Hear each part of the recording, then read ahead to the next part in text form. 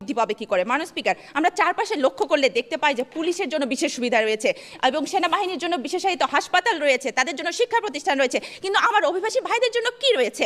মাননীয় স্পিকার, যারা আরএমজি খাতের পরে সর্বোচ্চ রেমিটেন্স যারা এই দেশের অর্থনীতিকে সুসংহত করেছে, দিনরাত মাথার ঘাম পায়ে ফেলে পরিশ্রম করছে, তাদের জন্য নেই কোনো আবাসন ব্যবস্থা, তাদের আমরা সম্মানিত করার জায়গা পাই না। মাননীয় স্পিকার, যারা এদেশ গঠনে কাজ করছে, প্রতি মাসে যারা শত শত কোটি টাকা পাঠাচ্ছে, তাদের মূল্যায়ন কোথায়?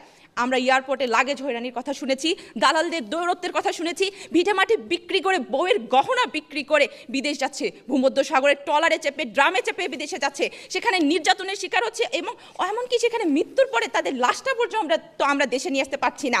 এইসব গল্প আমাদের কাছে বহু পুরনো। মানুষ স্পিকার, কিন্তু মানুষ হিসাবে এদেশের অর্থনীতির চালিকা শক্তি হিসেবে তাদের মর্যাদাটা আসলে কোথায়? তাদের মর্যাদা দেওয়ার ব্যাপারে আমরা কতটুকু নিশ্চিত? এই যে আমরা তাদেরকে মূল্যায়নের জায়গাটা যদি নিশ্চিত করতে না পারি, তাদেরকে মানুষ হিসেবে যদি আমরা মর্যাদা দিতে না